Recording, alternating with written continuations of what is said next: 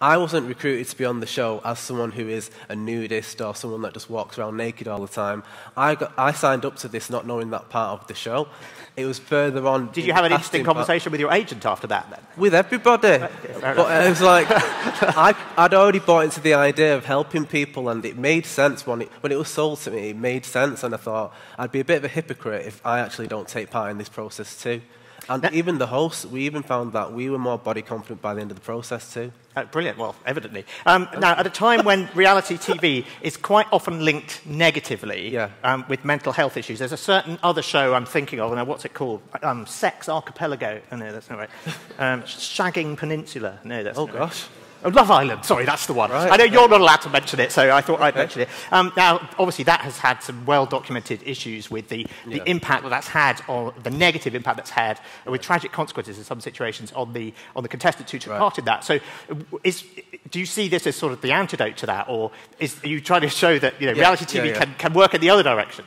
I mean, it has been called the antidote to Love Island. I'm not sure we need an antidote to Love Island. I think there should be a space where people can watch whatever they want to watch on television, and we don't judge it. I think what shows... Well, it's not so much about the viewers, is it?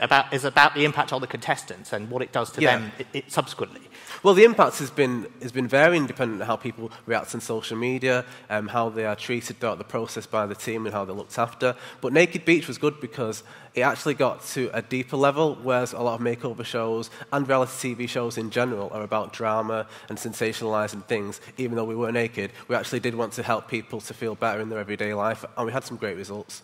Okay, now you mentioned social media there, because I think another issue that this all connects to is the way that people feel, particularly young people, feel pressure to conform to particular ideals that they see on social media and so on and so on. So how do you think this relates to that? And do you think that there might be lessons you could apply, not just on TV, not just reality TV, that might apply more broadly in social media as well? Okay. And one thing I was proud of with Naked Beach was that we had a range of body types, a range of sexualities, a range of people of different ethnicities, and I think that a show like that shows that people can feel represented and know that they are not alone. I think a lot of the time we think we know what's going on in someone's head, and we presume that certain people are more confident than they are, and they've got things together, and Naked Beach actually showed that everyone is dealing with something, and to have a show like that will encourage people at home to question, actually, how am I coping with things, and who can I turn to? So, because I mean, I think some people would say this sort of show is sort of exacerbating this focus on body image, and that you are how you look, and all this sort of stuff. So, there's clearly a lot of concern about the impact not just of TV but of social media on people. And do you think that's justified? I think social media gets blamed for a lot of things, and to be honest, I think that takes away the ownership of what we can do. We are all social media, we're all using it, and there are actually a lot of benefits to it. But what I do like to see now is that the conversation has opened, and we're starting to understand that everything has a consequence. And even though you're sending it to the abyss, it's actually a real person at the other end of that will receive that message. And how would we feel if we were that person? And what's your, how do you like to use social media yourself? What's your preferred approach to this? I think social media is driven by whoever shouts the loudest and gets the most attention. So I try to make sure that I'm not drawing attention to the bad things that people say about me.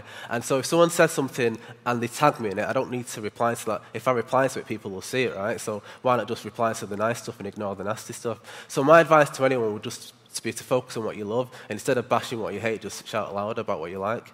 Right, so but you have to build a firewall in your mind against the negative things that are said to you, and some people aren't capable of doing that, are they? So I think we're all capable. I think that social media is just a reflection of our own mind and our own thoughts, because we have over 1,000 thoughts in our head every day, and not all of them are true. We just get to choose which ones we accept, and it's the same with whatever someone says online.